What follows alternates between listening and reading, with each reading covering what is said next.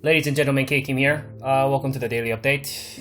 You guys had a good day trading today. Market is down about 0.45% on the S&P. It looks like we did have last couple hours of decline there. It looks like, let's see, 1, 2, 3, 4, 5, 6. So this was first hour, right? So we slightly gap up, slightly grinded higher, sideways, third hour, fourth hour, fifth hour, sixth hour. So we made slight higher high, as you can see here, right?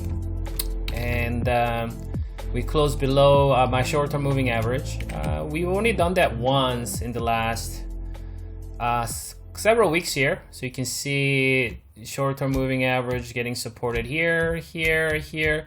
We got below it here, right? We got below the short-term moving average, and then it acted support here, and then this is the second time in the last 3 weeks gone below my short-term moving average. So that tells you that this market is pretty adamant about seeing any kind of decline and just been grinding higher. So now that, and this is the first time getting below the my short-term moving average in about a week or so. That level has been acting as support almost every pullback, and you can see even on the fifth hour, that long lower wick tells us that we did find support one more time. You see that lower wick, right? And then in the last hour, we finally broke below it. So well, I think there's a good chance if buyers cannot reclaim my short-term moving average right away, and last time we saw that back in August 11th, we saw a big down final hour on that day, and then out of nowhere next day we gapped up above my short-term moving average, and then made this market continue to grind high another 7 days or so. So we are below the my short-term moving average, similar to here, unless the buyers can call back up, reclaim that, stay above my short-term moving average as quickly as possible. If there's a good chance, if this thing gets up, maybe use that short-term support, that moving average, as new resistance. So maybe get up and then fall over, take out this low. I think there's a good chance we'll come back to 335 here. And that's a pretty decent sized gap at 335, right? My midterm moving average is residing at 333 now. And it's been a while since my midterm moving average has been retested. You can see, let me just go back a little more, maybe to all the way to late June. So you can see this is late June.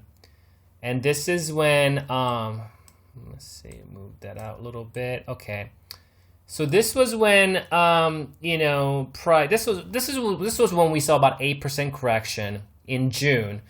Spider went to 320 and then came all the way back down to 300, and it broke below my midterm moving average.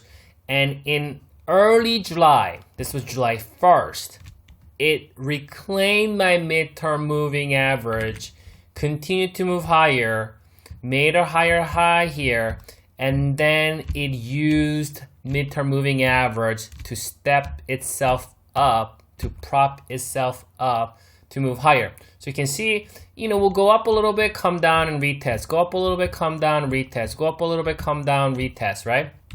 And then all of a sudden, we haven't seen the retest of my midterm moving average for a while here. And it's, again, this is, we talked about how, that's kind of what, and when the trend gets established, you tend to see something like this happening quite a bit. The first, second gear tends to be a little bit more jerkier if you know how to drive stick shift.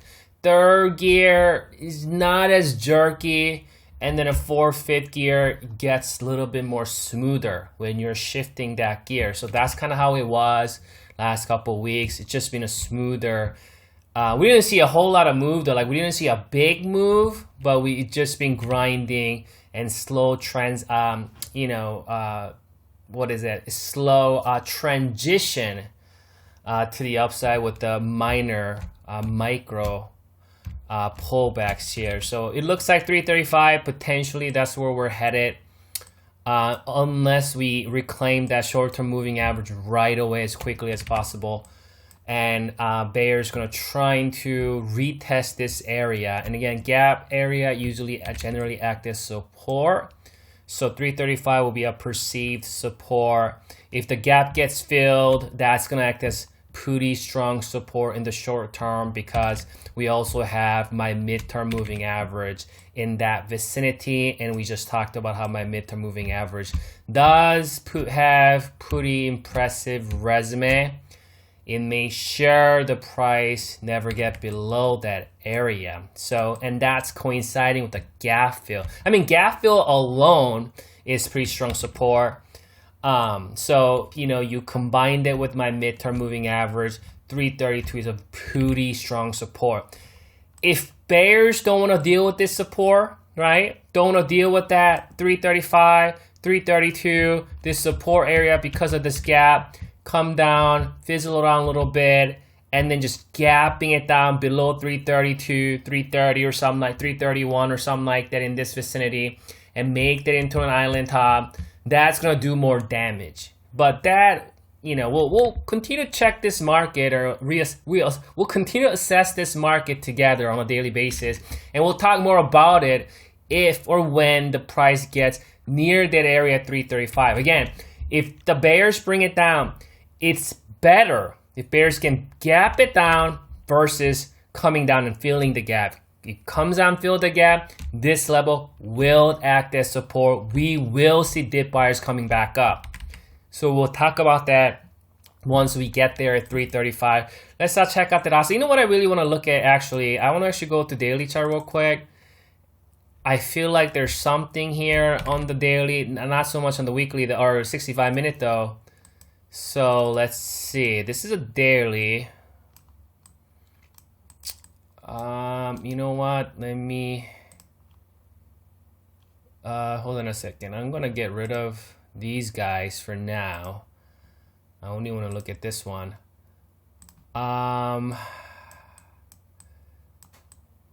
Okay. You know, it's not clean. It's really not clean. That's really not a textbook clean bearish divergence. I mean, it has certain properties because of it's been grinding higher, and my oscillators. This is daily chart, guys.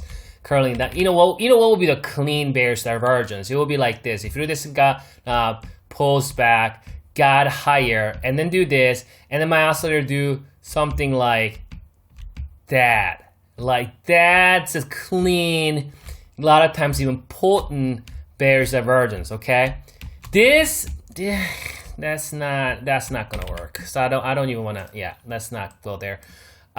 So basically, we turn curl down, and we're near the all-time. We're not near the overbought zone there.